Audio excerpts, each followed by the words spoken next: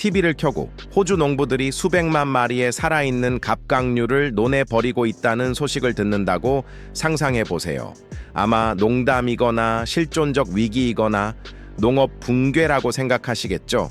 그리고 당신만 그런 게 아닐 겁니다. 이 소식이 신문에 보도되자 전 세계가 폭소를 터뜨렸습니다. 헤드라인에서는 광기라고, 평론가들은 절박함이라고 했습니다. 그리고 소셜미디어에서는 집게발, 쌀, 숟가락에 대한 농담이 난무하는 온상이 되었습니다. 하지만 아무도 보지 못한 무언가가 있었다. 논바닥의 탁한 물 아래 숨어있던 무언가가 그들이 알지 못하는 이에 곧 폭발할 혁명을 품고 있었다. 세상이 비웃는 동안 지구는 기다렸습니다. 그리고 1년 후 지구는 누구도 예측할 수 없었던 방식으로 반응했습니다. 공중에 떠도는 질문은 간단했고 거의 아무도 감히 묻지 못했습니다. 그것은 거의 유치한 질문이었습니다. 논에 메뚜기를 놓아줄 사람은 누구일까? 답은 위기입니다. 하룻밤 사이에 나타나는 위기가 아니라 토양, 가격, 정책, 그리고 더 이상 예전처럼 빠르게 흐르지 않는 물속으로 서서히 새우며드는 위기입니다. 쌀 농사꾼들은 호주 시골의 건조한 들판에 갇혔습니다. 물이 부족했습니다. 수익은 줄었고 환경적 압력은 커졌습니다. 그리고 수확이 거듭될수록 더 많은 사람들이 버려졌습니다. 한때 풍요의 상징이었던 리베리나 평원은 곡물 수확보다 빚이 더 많은 관료주의적 사막으로 변해가고 있었습니다. 두려움 때문에 농사를 짓는다고 상상해보세요. 수확에 대한 두려움이 아니라 은행 명세서를 보는 두려움 때문에요. 기후가 진자처럼 흔들리고 규칙이 계절보다 더 빨리 바뀌면서 땅의 가치가 떨어지는 것을 상상해보세요. 이건 단순한 농사가 아닙니다. 회복력입니다. 바로 이런 맥락에서 이 터무니없는 아이디어가 탄생했습니다.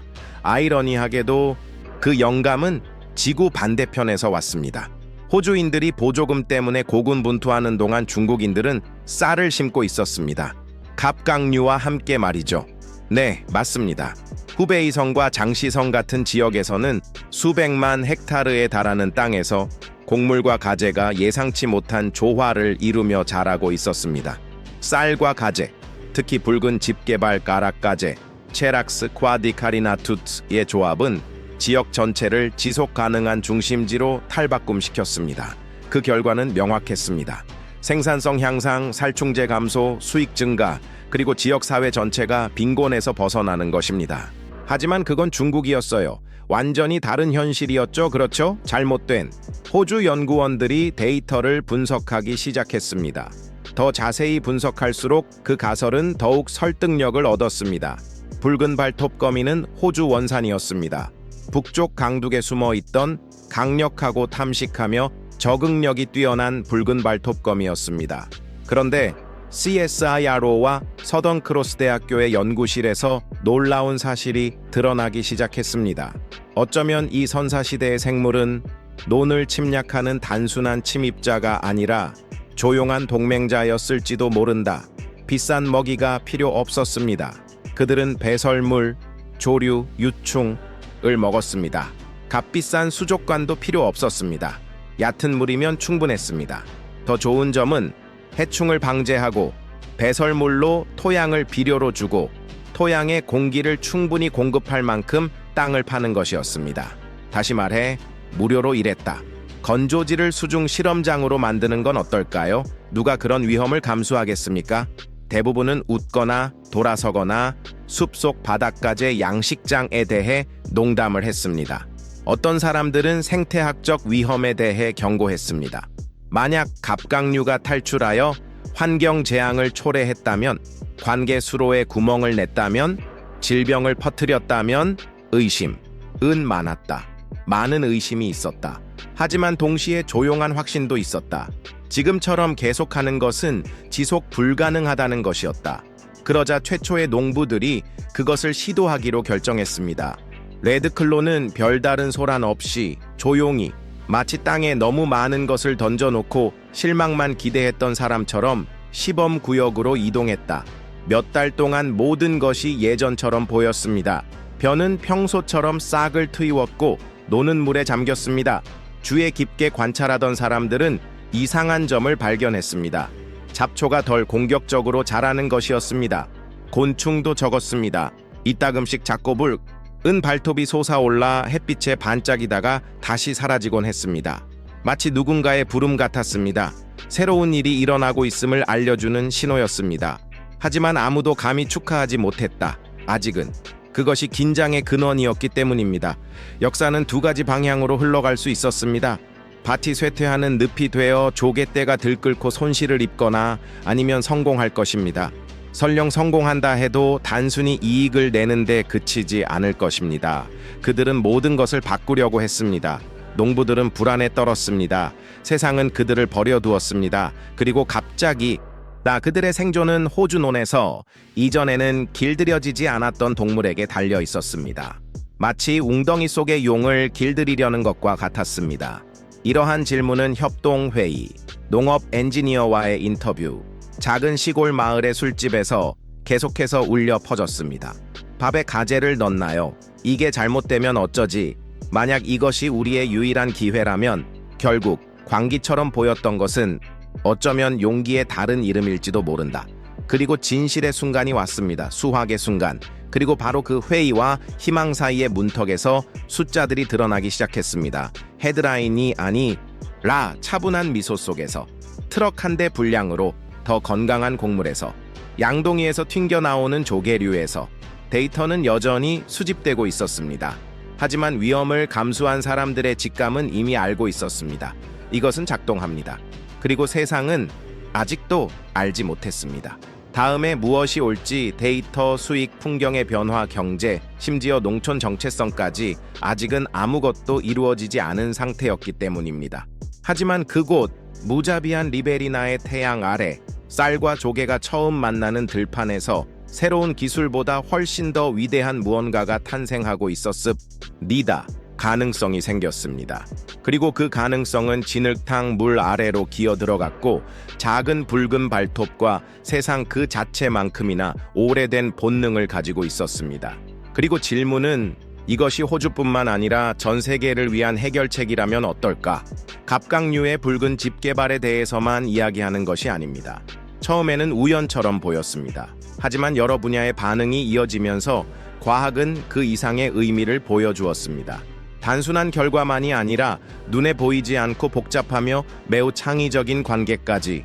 모든 것의 열쇠는 한 단어로 요약하면 상호 상태 간단하면서도 오래된 개념입니다. 서로 다른 두 유기체가 공존하고 그 관계에서 모두 이익을 얻을 때 균형이 회복됩니다. 그렇다면 실제로 이는 무엇을 의미할까요? 이 새로운 공간에는 더 이상 생산자와 생산자가 존재하지 않습니다. 식물과 동물, 뿌리와 발톱, 시간과 그로부터 탄생하는 생명 사이에는 하나의 체계, 즉 침묵의 춤이 존재합니다. 논을 상상해 보세요. 이국적인 여행 사진에서 보는 그런 논이 아닙니다. 평범하고 평평하며 물에 잠긴 논에 강렬한 햇살이 쏟아집니다. 이제 식물 사이를 날아다니는 작은 생물들을 상상해 보세요. 그들은 잔해 이끼, 곤충의 유충, 그리고 침입하는 뿌리를 먹습니다. 해충 대신 정원사가 되는 것입니다. 그리고 질소가 풍부한 그들의 배설물은 토양을 비옥하게 합니다. 마치 전 세계의 노동자들이 하루 24시간 쉬지도 임금도 받지 않고 살충제나 화학, 비료도 없이 일하는 것과 같습니다. 뭔가 생각나는 게 있나요?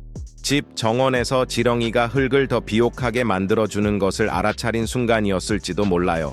아니면 더 이상 손대지 않고 자연의 순환에 맡겨둔 후 아름답게 자란 작은 식물이었을지도 몰라요. 자연은 자신이 무엇을 하는지 알고 있고 존중받을 때 관대하게 반응합니다. 가재가 들끓는 논에서는 그 효과가 모든 층에서 눈에 띄게 나타납니다. 말 그대로 말입니다. 표면의 물은 더 오랫동안 맑아지고 중간의 논은 더 튼튼해지고 병충해가 줄어들며 더 균일해집니다. 이 모든 것의 밑바닥에 서토양은 끊임없이 섞이고 공기가 통하고 영양분을 공급받습니다. 한때 단단하고 가느다란 덩어리였던 토양은 살아있고 활기차고 숨쉬는 유기체로 변합니다. 과학은 이 모든 것을 측정했습니다.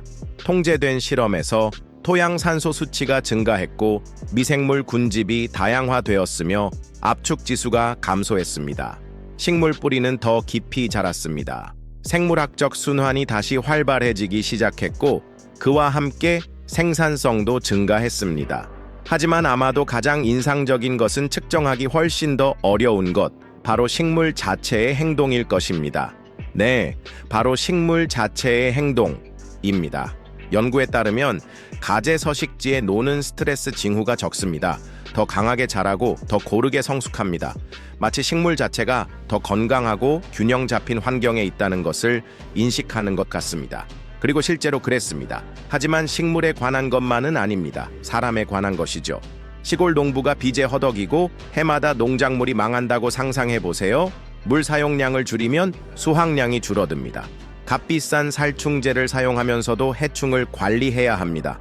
아이들이 미래가 없다고 말하며 땅을 떠나는 모습을 보게 됩니다. 그런데 갑자기 말도 안 되는 실험으로 밭에 조개가 들어오고 모든 것이 달라집니다. 데닐리퀸 지역의 농부 앨런에게 일어난 일이 바로 그것이었습니다. 처음에는 그 생각에 웃었습니다. 쌀에 가재가 들어간다고요? 일본 다큐멘터리에 나올 법한 이야기 같군요. 하지만 끈질긴 해충 때문에 3번의 농작물을 잃은 후 그는 시도해 보기로 했습니다. 간단한 적응이었습니다. 가장자리에 더 깊은 고랑을 파고 갑각류 탈출을 막기 위해 방충망을 설치하고 수질을 모니터링하는 것뿐이었습니다. 첨단 기술은 없었습니다. 모든 것이 쉽게 구할 수 있었습니다. 그래서 그는 기다렸습니다.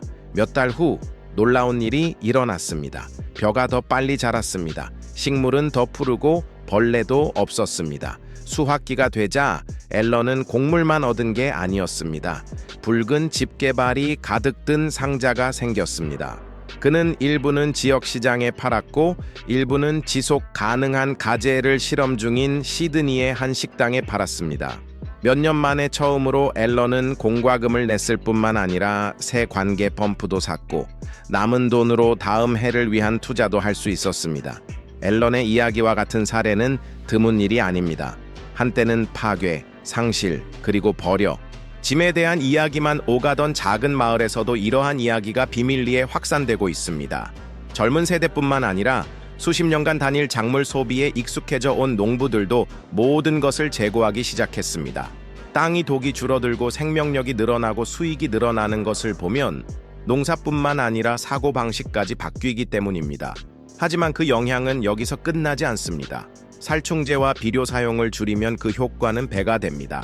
강에서 질산염이 줄어들고 지역 야생 동물의 중독이 줄어들며 인체 건강에 대한 위험도 줄어듭니다.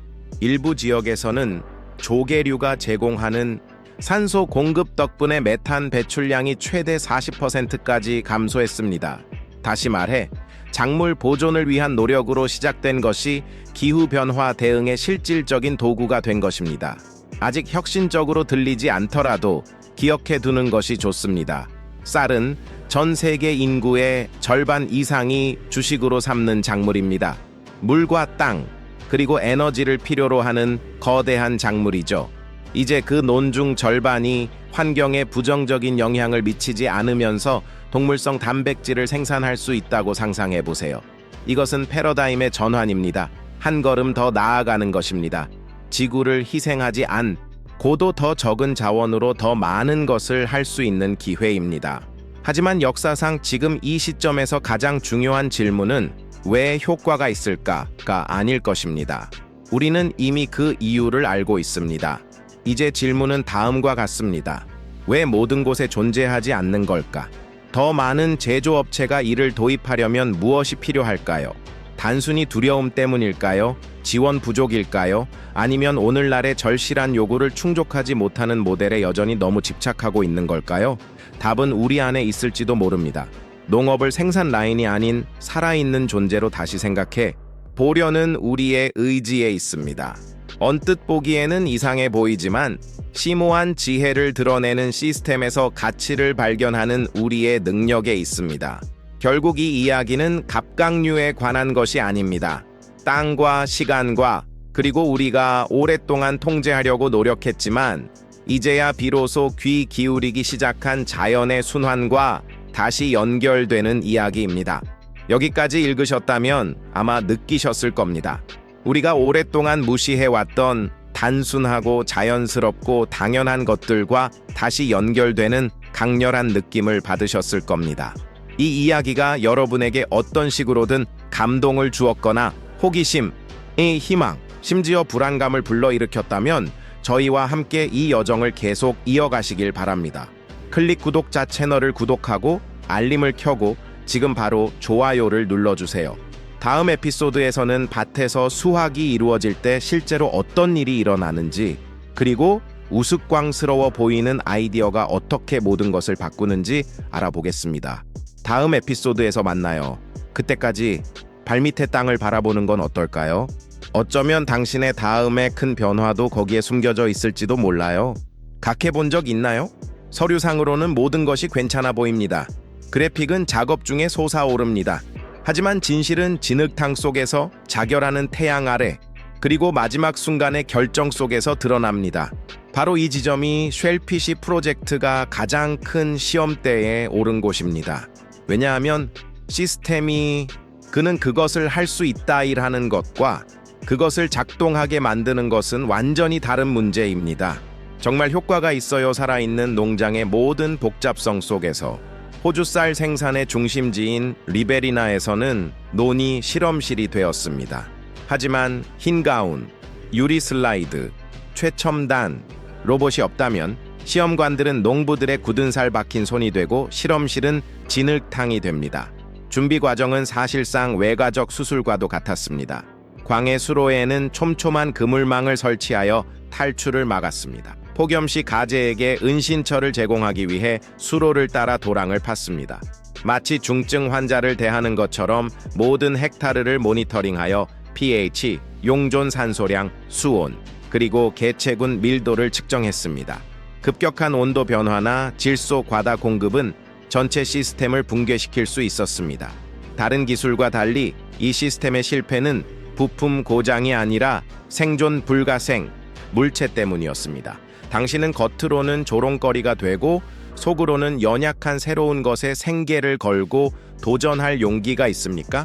처음 몇 달은 언뜻 보기에 불안하기까지 했다. 풍경은 변함없이 아름다웠다. 벼는 여느 때처럼 자랐고 수면에는 고요한 하늘이 비쳤다. 하지만 마치 갑각류들의 일거수일투족이 곧 드러나는 비밀처럼 예의주시되는 듯 긴장감이 감돌았다. 그리고 작은 징후들이 나타났다. 유충기 줄어들었다. 해초도 줄어들었다. 더 오랫동안 맑은 물이 유지되었다. 이것이 우연일까? 아니면 이론에서 예측했듯이 시스템이 스스로 조절되기 시작한 것일까? 나란데라의 농부 리엄은 몇 년 만에 밭에서 개구리 3마리를 본 후 믿기 시작했다고 합니다. 밭이 다시 밭으로 변하고 있었어요 라고 그는 말합니다. 좀 시적으로 들릴지 모르지만 밭에서 살아가는 사람들은 삶이 돌아올 때 종종 뉴스에서 드러나지 않는 작은 세부 사항들을 통해 조용히 그 사실을 알린다는 것을 알고 있습니다. 그리고 수확철이 왔습니다. 흥미롭게도 일부 예측과는 달리 벼 수확량은 감소하지 않았습니다. 심지어 일부 밭에서는 증가하기까지 했습니다. 하지만 모두의 관심을 사로잡은 순간은 바로 두 번째 수확이었습니다. 두 번째 수확, 물속에 숨겨진 뿌리 끝자락에 껍질까지. 그들은 무리지어 도착했습니다.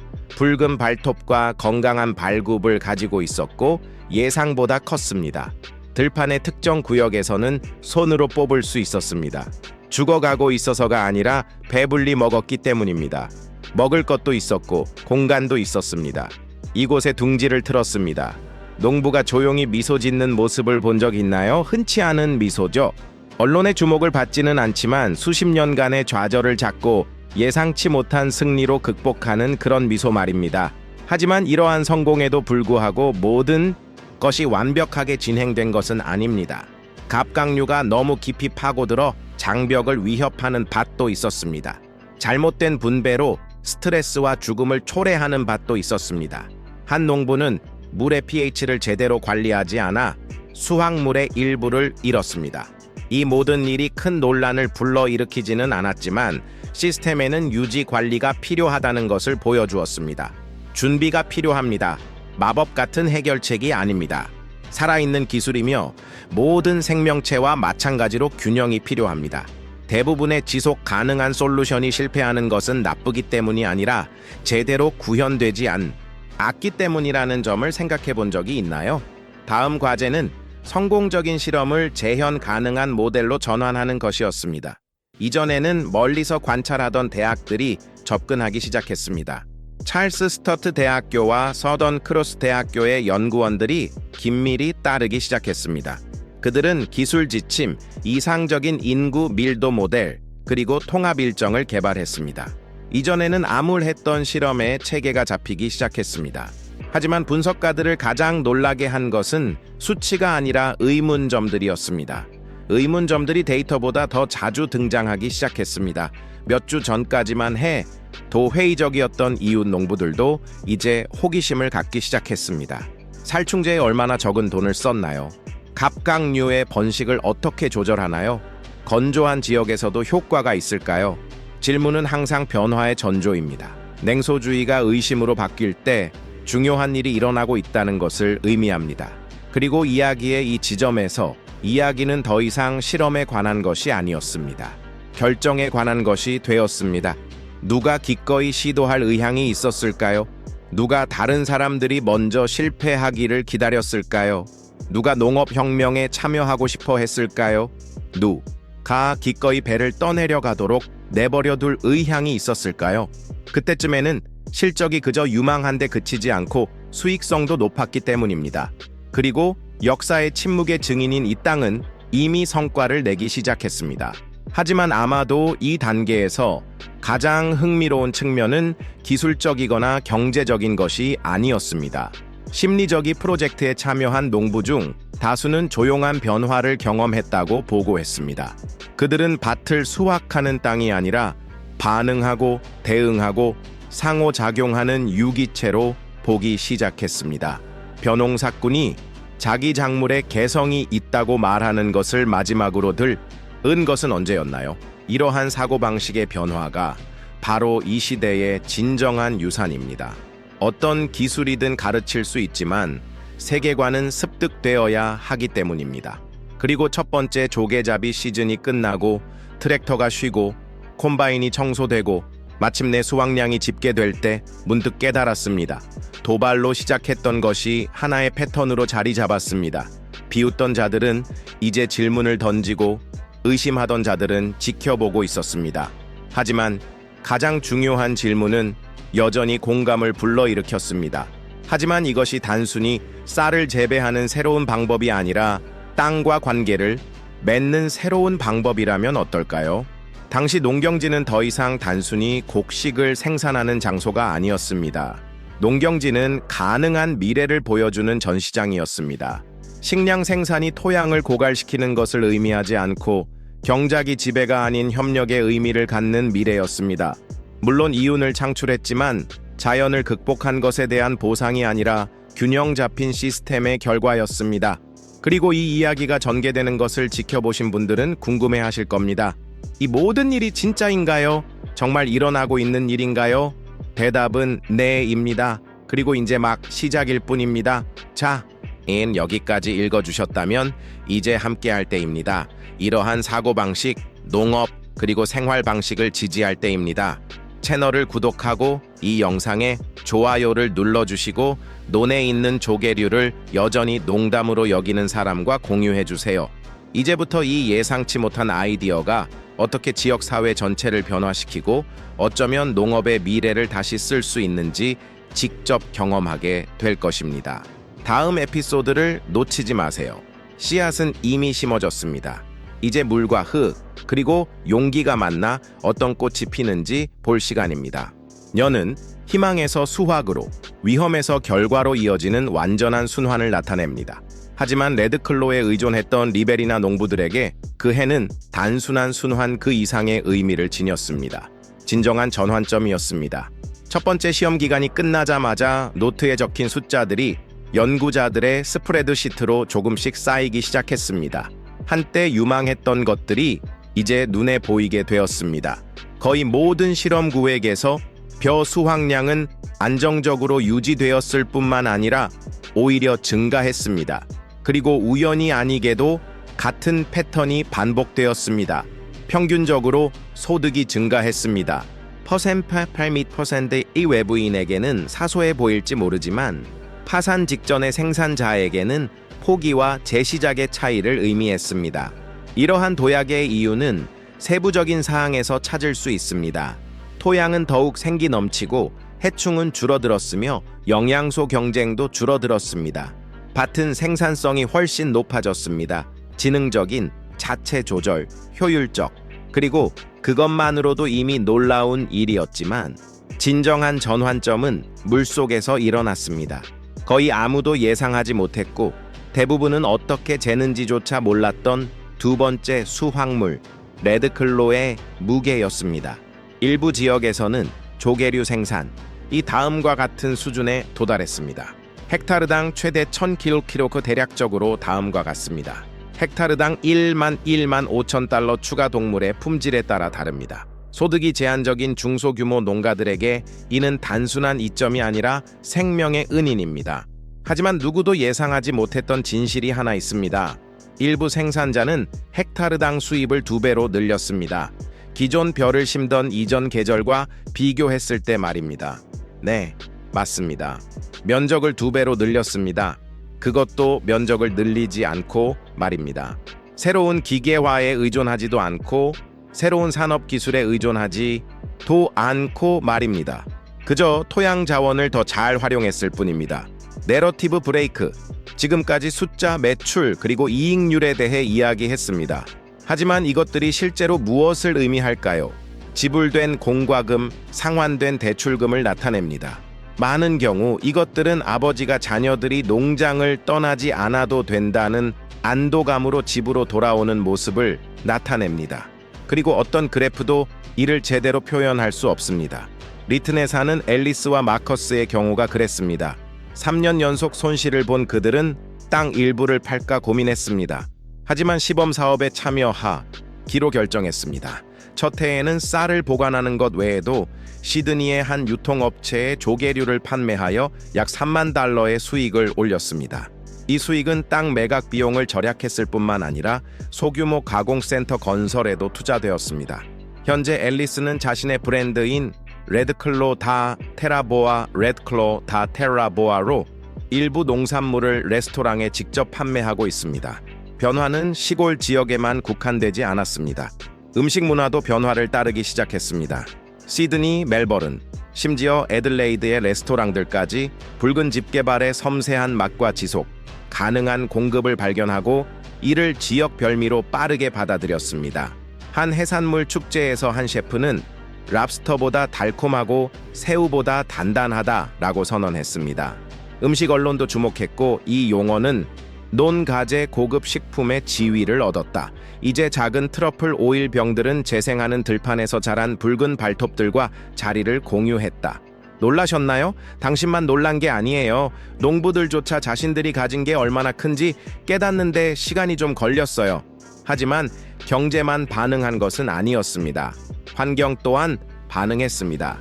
통합농장의 살충제 사용량이 크게 감소했습니다. 어떤 경우에는 살충제 및 제초제, 60% 감소 유충, 달팽이, 그리고 침입성 잡초에 화학약품을 뿌릴 필요 없이 갑각류가 그 역할을 대신해 더 효과적으로 해냈습니다. 뿌리를 제거하고 해충을 잡아먹고 질소가 풍부한 배설물로 토양을 비옥하게 했습니다. 독이 아니라 유기비옥함이었습니다. 또 다른 예상치 못한 사실은 시스템이 잘 구현된 지역에서는 메탄 배출량 최대 40% 감소 대기 중에 존재하는 가장 해로운 가스 중 하나인 이 가스는 갑각류가 땅을 파고 이동하면서 침수된 토양의 산소 공급을 늘리고 미생물 활동을 변화시키며 기존 논에서 메탄가스의 주요 원인인 혐기성 발효를 감소시키기 때문에 발생합니다. 이러한 연구 결과는 CSIRO와 세계 대학 연구자들의 관심을 끌었습니다. 지역 프로젝트로 시작된 것이 세계적인 사례 연구로 발전했습니다. 그런데 아무도 예상치 못한 일이 발생했습니다. 외국에서 데이터 접근을 요청하기 시작했습니다. 방글라데시, 가나, 페루 농업 대표단이 호주 농장을 방문하기 시작했습니다. UN 식량 안보 전문가들도 대표단을 파견했습니다. 지역 생산자들을 살리기 위한 실험으로 시작된 것이 이제는 행성 규모의 제한, 내러티브 브레이크, 쌀과 조개를 섞는 것이 이상한 다큐멘터리 소재라고 말했던 때를 기억하시나요? 이제 그 비평가들은 온라인 워크숍과 강좌에 대한 접근성을 요구하고 있습니다. 경제적, 환경적 이점을 인식한 호주 정부는 보조금을 늘리기 시작했습니다. 새로운 자금 지원 요청이 시작되었고 기술 강좌도 업데이트되었습니다. 이전에는 생존의 어려움을 겪었던 농장들이 이제는 농업 혁신 행사에서 강연을 하고 있습니다. 하지만 진짜 하이라이트는 아직 나오지 않았습니다. 사고방식의 변화. 1년 동안 시스템에 대해 가장 큰 영향을 준 것이 무엇이냐는 질문에 프로듀서 그렉 토마스는 주저없이 이렇게 답했습니다. 처음으로 뭔가를 가져가는 게 아니라 세상에 뭔가를 돌려주는 것 같은 기분이 들었어요. 생각해보세요. 수십 년 동안 살충제와 중장비, 그리고 고된 일상에 시달리던 농부가 이제 재생의 순환 속에 들어섰습니다. 네, 그 순환은 그의 농사 방식을 바꿉니다. 하지만 그의 삶의 방식, 자녀 교육 방식, 그리고 미래를 바라보는 시각 또한 바꿉니다. 아이들에 대해 말씀드리자면 이 지역 전역의 농업 학교 교육 과정이 변화하고 있습니다. 학생들은 생물학적 통합, 생태계 관리, 그리고 자연적인 해충 방제에 대해 배우고 있습니다. 시골을 떠나는 것이 유일한 탈출구라는 말을 들으며 자란 아이들은 이제 머물다 전통이 아니라 혁신으로요. 이제 농부가 된다는 것은 다시 한번 희망의 상징이 되었습니다. 그리고 이건 아무도 예상하지 못했습니다. 마지막 서사적 숨결. 단 12개월 만에 조개류는 단순한 대체제를 넘어 하나의 상징이 되었습니다. 파괴하지 않고도 수확할 수 있고 소비하지 않고도 이익을 얻을 수 있으며 독살하지 않고도 영양을 공급할 수 있다는 것을 보여주는 신호입니다. 하지만 이것이 업계 전체를 변화시키기에 충분할까요? 기존 모델은 이 새로운 논리에 자리를 내줄까요? 그리고 가장 중요한 것은 우리는 수세기 동안 자연이 우리에게 전하고자 했던 이야기를 들을 준비가 되었나요? 다음 섹션에서는 이 작고 붉은 발톱을 가진 생물의 등장이 어떻게 사회 전체의 정체성을 경제적, 환경적, 문화적 측면에서 재편하는 연쇄 반응을 일으켰는지 살펴보겠습니다. 그리고 아마도 글로벌 농업의 미래까지도 바꿀 수 있었을 것입니다. 놓치지 마세요. 이 그렇게 당연한 곳, 즉 지구에서 나올 수 있다는 생각에 웃었다. 하지만 1년이 지난 지금 웃음소리는 잦아들었습니다. 그리고 이어진 침묵 속에서 무언가 꽃을 피웠습니다. 어떤 정부 계획보다 강력하고 어떤 노력보다 회복력이 강하며 어떤 기성 기술보다 더 혁신적인 무언가가 꽃을 피웠습니다. 깊이 뿌리 내린 희망, 변한 건 분야만이 아니었으니까요. 바로 사람들이었습니다. 리튼, 데닐리 퀸, 그리피스 같은 마을들은 이전에는 폐업한 상점, 버려진 청년들, 그리고 불황에 대한 두려움으로 시달렸지만 이제는 활기로 가득 차기 시작했습니다. 담했던 곳에 창업 인큐베이터가 생겨났고 파산에 대한 두려움이 팽배했던 곳에는 혁신에 대한 열망이 솟아올랐습니다.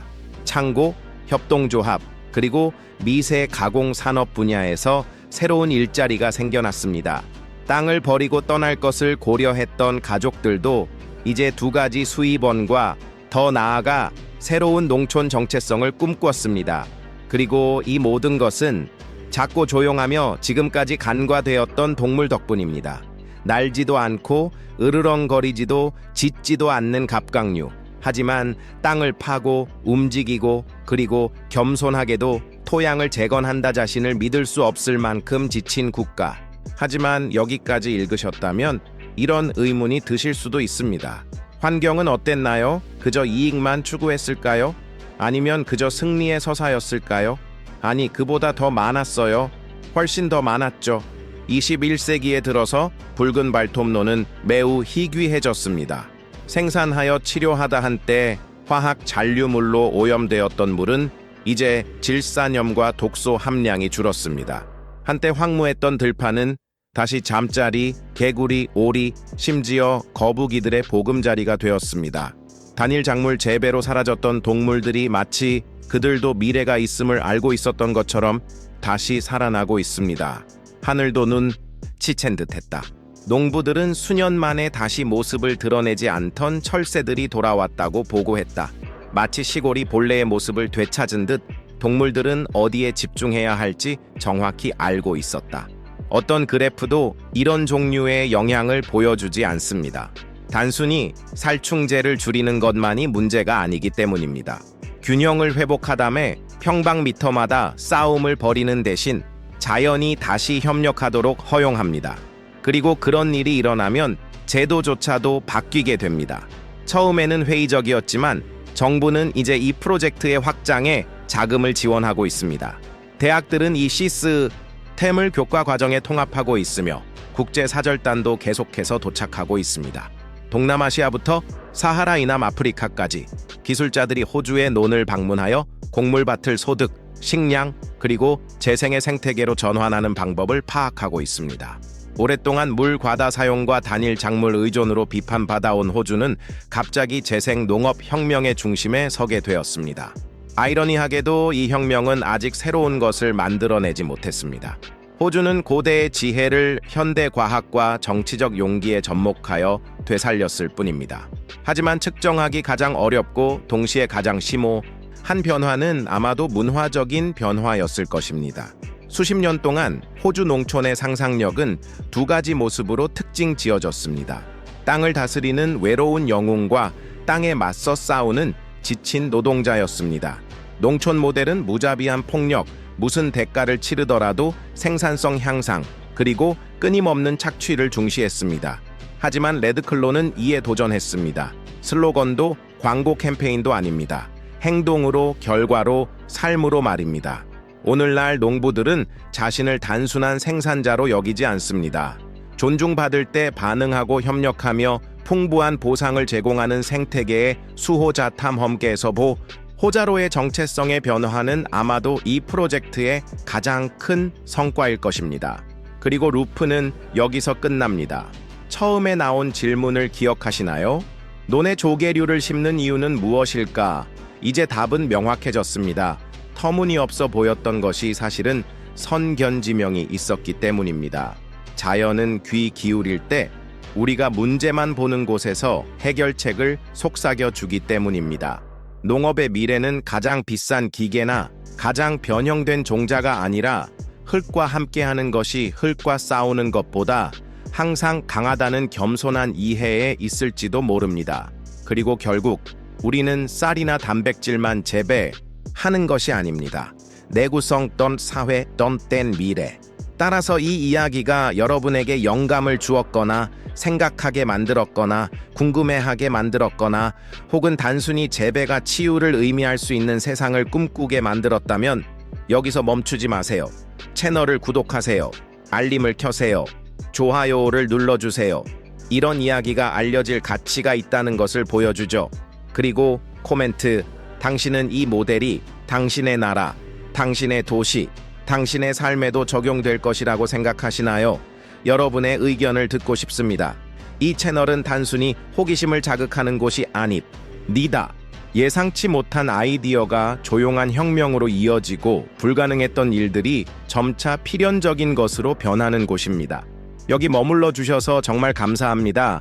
다음 기사에서는 처음에는 과소평가되었지만 호주산 붉은 발톱처럼 우리가 주변 세계를 이해하는 방식을 바꾸고 있는 또 다른 혁신을 살펴보겠습니다. 그때까지 조용히 기어다니거나 파고들거나 잘하는 것들을 주의 깊게 살펴보세요. 왜냐하면 종종 우리가 찾고 있는 해결책은 바로 여기에 있습니다. 다음 영상에서 만나요.